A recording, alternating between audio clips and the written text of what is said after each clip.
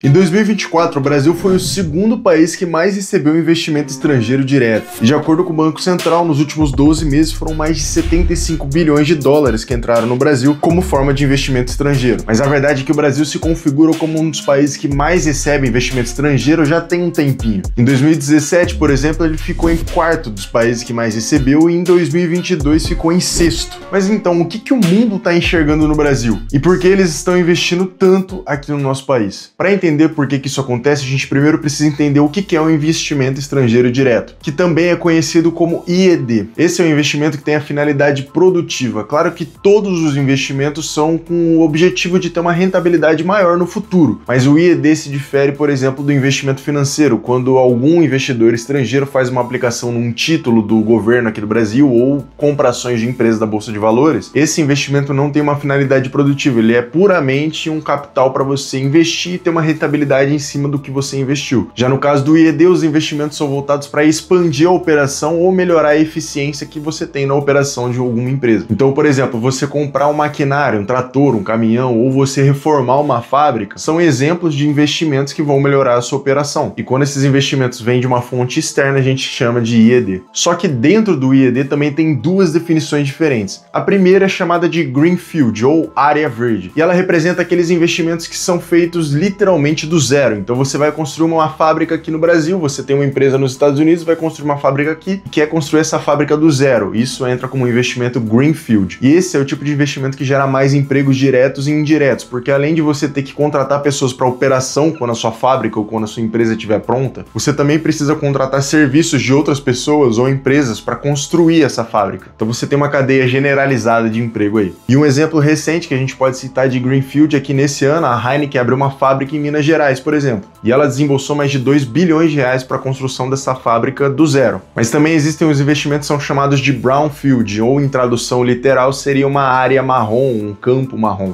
Esses investimentos são aqueles que algo já está pronto, já está estabelecido e você só coloca mais dinheiro para expandir o que já existe. Então, por exemplo, quando uma empresa estrangeira faz a compra de uma empresa nacional, a empresa já existia e já estava em operação, já estava em funcionamento, só que uma empresa veio estrangeira e comprou. Mas fora isso, também existem os casos de, por exemplo, empréstimos intercompany. Esses empréstimos são feitos de uma instalação da empresa para outra instalação. Então, por exemplo, se existe a Apple nos Estados Unidos e a Apple americana faz um empréstimo para a Apple brasileira, esse empréstimo também é contado como um investimento estrangeiro direto. No caso, a empresa americana não vai fazer nada com esse dinheiro, ela só vai emprestar, e é a empresa brasileira que vai utilizar esse dinheiro para fazer suas operações, mas mesmo assim conta como investimento direto estrangeiro. E como um exemplo de brownfield, a gente tem o caso do Carrefour, que em 2021 comprou o grupo Big, desembolsando mais de 7 bilhões de reais para essa operação. E só para você entender onde que essas empresas mais investem aqui no Brasil. Na parte do Greenfield, os setores que mais recebem investimentos são os setores de energia limpa, de mineração, de data centers e da indústria automotiva. E na parte do Brownfield, disparadamente o que mais recebe investimentos são os serviços financeiros, que incluem bancos ou seguradoras. Isso acontece muito pela fusão e aquisição de fintechs, por exemplo, aqui no Brasil.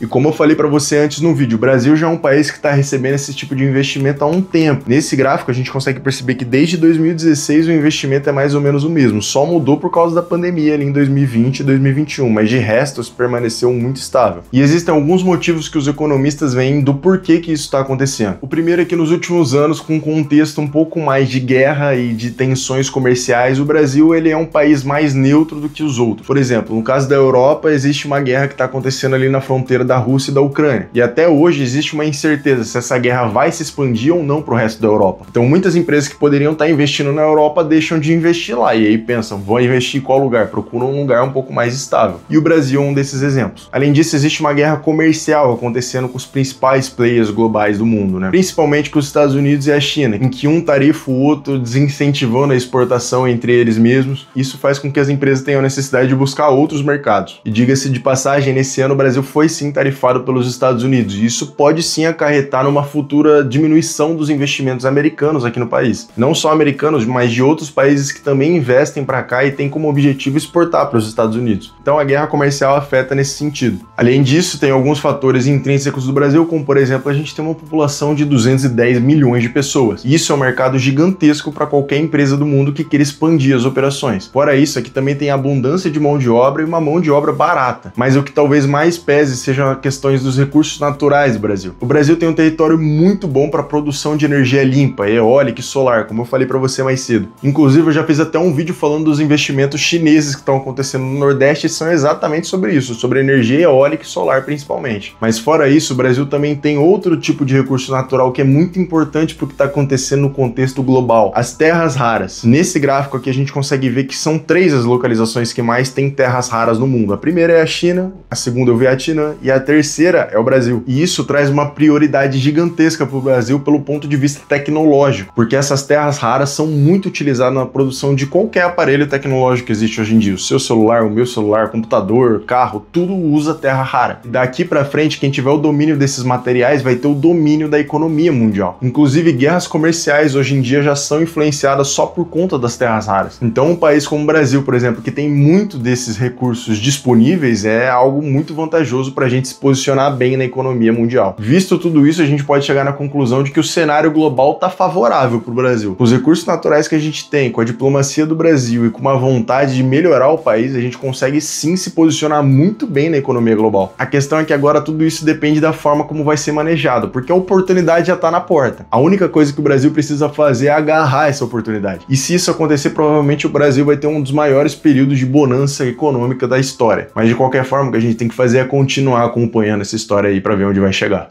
Valeu!